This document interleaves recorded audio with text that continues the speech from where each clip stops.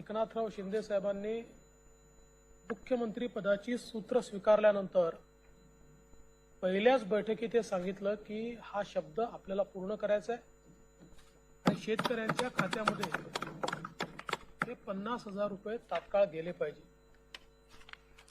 आणि अनेक वेळा असं आमच्या लक्षात येतं की आम्ही पैसा पाठवतो तो बरेचदा बँकांमध्ये पडलेला असतो, तो शेतकऱ्यांपर्यंत पोहोचत नाही, त्याच्या प्रमाणीकरणाच्या काही अडचणी असतात।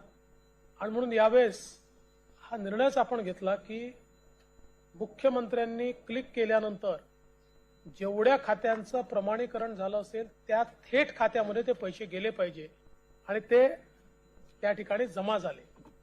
खरं म्हणजे हे वर्ष चांगल्या पिकाचं वर्ष होतं, पण दुर्दैवाने अतिवृष्टीने शेतकऱ्यांची खूप अडचण या वर्षामध्ये झाली।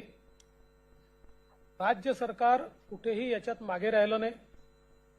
राज्य सरकारने आतापर्यंत 4,500 कोटी रुपये हे थेट शेतकऱ्यांच्या खात्यामध्ये जमा केले आहेत की कालपर्यंत जी अतिवृष्टी झाली त्यातही जे नुकसान झालेलं आहे त्या नुकसानाची पाहणी करून त्याचे तात्काळ पंचनामे करून आमच्यापर्यंत पाठवा, जेणेकरून त्याही शेतकऱ्यांना आपल्याला दिलासा देता येईल। आज खरं तर आपण जर बघितलं असेल तर आज आपण दिलेले पैसे आणि यापूर्वी आता जे काही शेतकऱ्यांना दिलेले पैसे आहेत याचा हिशोब लागला तर साधारणपणे या 1.5 महिन्यामध्ये 7,000 कोटी रुपये हे शेतकऱ्यांच्या खात्यामध्ये थेट मदत आपण या ठिकाणी पोहोचवतो आहोत।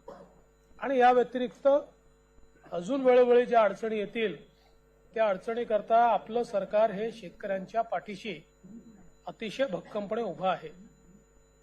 आजही आपण मंत्रिमंडळात काही चांगल्या योजना देखील शेतकऱ्यांकरता केल्या, योजना स्ट्रेंथन करण्याचं काम आपण केलं आणि येत्या काळामध्ये मोठ्या प्रमाणात आपली शेती फायद्याची कशी होईल, वातावरणातल्या बदलाचा जो परिणाम शेतीवर होतोय तो परिणाम कसा कमी करता येईल आणि त्यासोबत येत्या काळामध्ये ही संपूर्ण शेतीच्या नुकसानीची योजना जी आहे म्हणजे त्याच्यात कम्पेन्सेशन देण्याची ही सॅटेलाइट बेस्ड कशी करता येईल असा आपला प्रयत्न आहे।